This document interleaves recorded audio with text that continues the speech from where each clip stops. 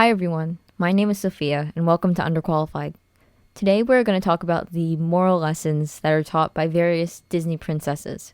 I'm using princesses here very loosely when referring to today's characters. Disney female leads would be more accurate, but well, that's kind of a mouthful.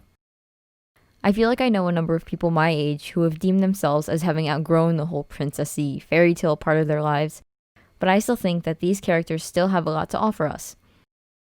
This video is a negativity-free zone because quarantine and just the general mess that is the political state of America, they both made me feel nothing but rage lately, and I kind of want to escape that, but it would feel wrong to not preface this video by saying that there are obviously detriments to be found in the plots that surround these characters, just considering that they are made by a company that does not exactly have the most progressive track record. Then again, no character is truly perfect, except for Esmeralda, but we'll get to that later. Now with that long-winded intro done, the first one up is Ariel. She's one of the 7 merge daughters of King Triton and Queen Athena, who craves for a life of discovery that living on land could offer her. I personally found her to be a bit whiny. For most of my life, the trope of the young, privileged girl who runs away from her constraining, suffocating life just never really appealed to me. However, in planning out this video, I came to appreciate her desire to learn more about the world, and her determination to be defined as something apart from her royal blood. She wants to make something for herself, which I can't really blame a person for wanting. A lot of people criticize Ariel for changing herself for a man, and I even used to be one of those people, but that just wasn't the case. She expressed an interest in humanity, and Prince Eric just sweetened the deal for her. For me, this is proved by the fact that at no point in part of your world does she mention Eric. Your in the title is not just a romantic you that puts Eric at the center of her experience. It's a general second-person you that's directed at the audience. She wants to walk around, she wants to jump, she wants to do everything that we do. She wants to know what fire does? Honestly, a sequel to TLM low-key should have just been Ariel becoming an arsonist, but I mean, I don't know. I don't work for Disney. Sorry. Anyways, fantastic movie pitches aside, Ariel transforms herself in order to reach the specific goal of discovering this foreign world, rather than strictly doing it to be closer to Eric. In my opinion, Ariel started this trend of Disney princesses wanting to broaden their horizons, and I think that the rest of them greatly benefited from this precedent that The Little Mermaid set. Nowadays, I think that this message is especially important to emphasize, as the internet makes it just infinitely more easy to expose yourself to different cultures, yet some people just don't take that opportunity. Like, go out and explore, you know? I don't know, just people not trying new things frustrates me. We live on this expansive, amazing, insane, and beautiful planet, really, and it'd be a shame to miss out on something that you could really turn out to love, even when you had access to it all along. Next is Belle from Beauty and the Beast, a brilliant young French woman who sets out to save her inventor of a father from a hideous, almost perpetually infuriated beast, and ends up falling in love with him after he changes his abrasive ways. She, like Ariel, wishes for greater knowledge of the world. She wants more than what her slow provincial town can offer.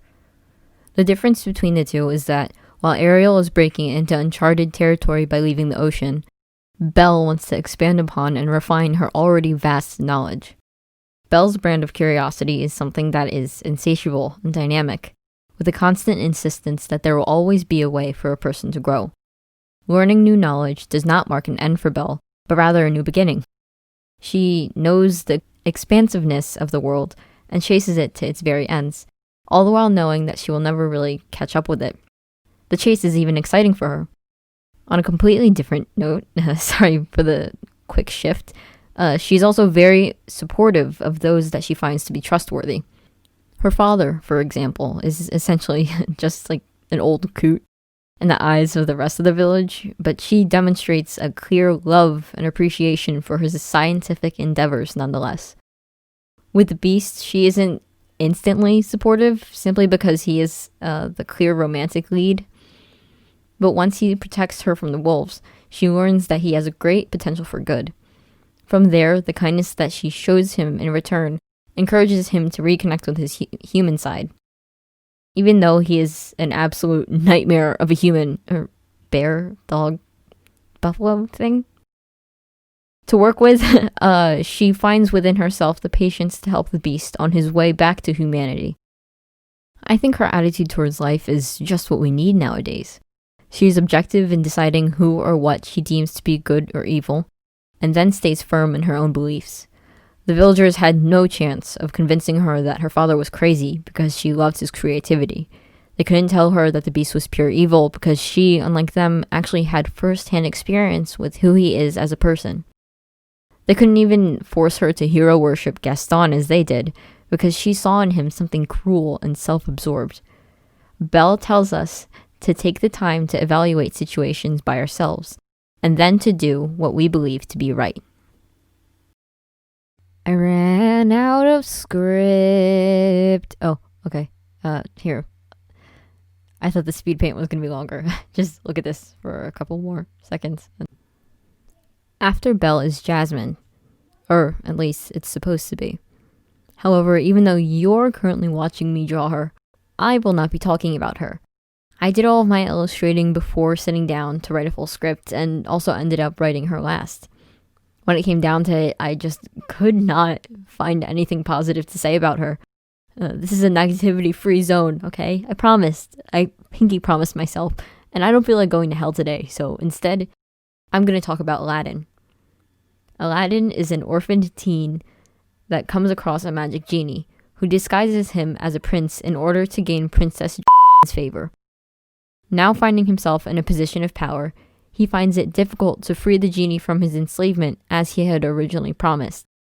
That is, until the kingdom is overtaken by the evil royal vizier, and he is exposed to the truly corrosive effect that power can have on a person's morality. Aladdin's story is ultimately one of staying true to yourself. His generosity and empathetic nature are established early in the story, when he is seen giving what little food he has to two younger urchins, and then is reinforced minutes later when he protects them from the whip of a young prince.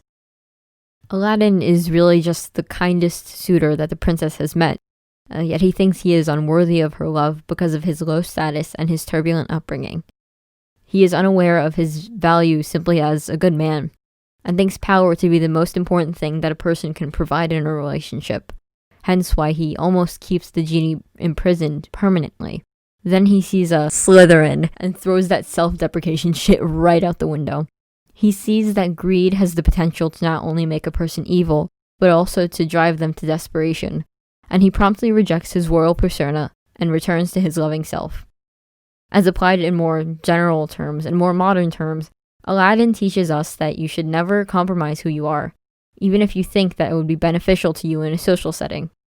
The perceived approval of others is never worth betraying yourself. It's never worth disregarding the troubles that you have gone through, and it's definitely never worth invalidating the strength that you have gained along the way.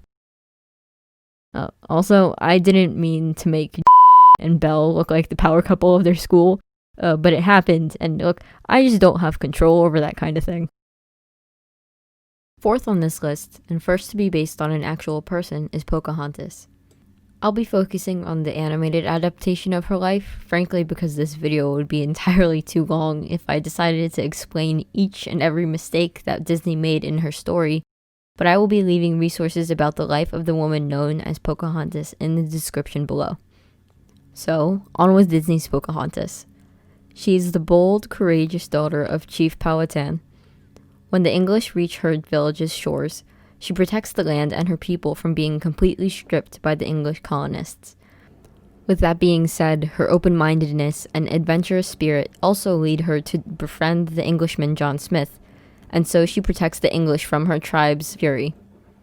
Pocahontas' ability to reconcile the two groups of people stemmed from a deep dedication to patience and understanding, as well as a willingness to listen, the latter of which is something that she learned through her connection to nature. She came to realize that if she and the rest of her culture were able to listen to nature and learn to treat it as an equal, then the same gesture should be extended to other people. She also introduces the subject of responsibility to Disney movies, specifically of knowing where and how you are needed most. While she does fall in love with John Smith, she does not accept his invitation to England, and she does not let him stay in America. He is injured in one of the final scenes, and she knows that he does not have a chance of living if he is not treated in England. Pocahontas is a woman who refuses to let neither romantic love nor vengefulness decapitate her of her level head, and therefore ushers in a new wave of Disney princesses that prioritize their duty to their people. One of them is Esmeralda from The Hunchback of Notre Dame, who will be our last princess for today. I'm incredibly biased towards her, and if you think that I'm glorifying her a bit too much, that's on you. I deeply recommend rewatching the absolute masterpiece that is Hunchback, and I really hope that you wake up soon. Anyway, Esmeralda is quick-witted, athletic, and above all, kind. All attributes that the rest of the Parisian gypsies love her for, and that the titular hunchback Quasimodo grows to love as well. She is unerringly selfless. Even trapped in the Notre Dame at the risk of being arrested, she still asks for God to help others instead of herself. However, her pleasant demeanor does not transform her into some kind of naive doormat. Firstly, it is very clear that she falls somewhere between optimism and realism, probably closer to the latter. While she works towards a brighter tomorrow for the other gypsies, she knows that there are very few people in positions of power that share this same hope. Going back to her sanctuary in the church, she has some of the most sobering lines of the film. God help the outcasts, or nobody will. And please help my people, the poor and downtrodden. I thought we all were children of God. Secondly, she stays strong through her entire struggle, and she respects herself enough to reject people that she fundamentally disagrees with, as seen in her interactions with the corrupt Judge Frollo. I've always found messages about selflessness to be crucial, but what's equally important is the reminder that you can still help other people without giving away your entire being. My favorite quote was, for a long time, "Don't set yourself on fire just to keep others warm," because I might as well have been dousing myself in lighter fluid with how much I tore myself apart just trying to help the people that I care about. And I think that Esmeralda's championing of this message is what really draws me to her in the first place. This is a concept that we'll be revisiting with Tiana, who is another favorite of mine. But in a broad sense, I know that nobody really cares about this bit, but I just wanted to say that I've really been enjoying picking out the connections between different princesses, as well as trying to conceptualize what those connections mean for each individual. Here is the picture for Esmeralda. Here's the picture for Esmeralda. And here's today's class photo.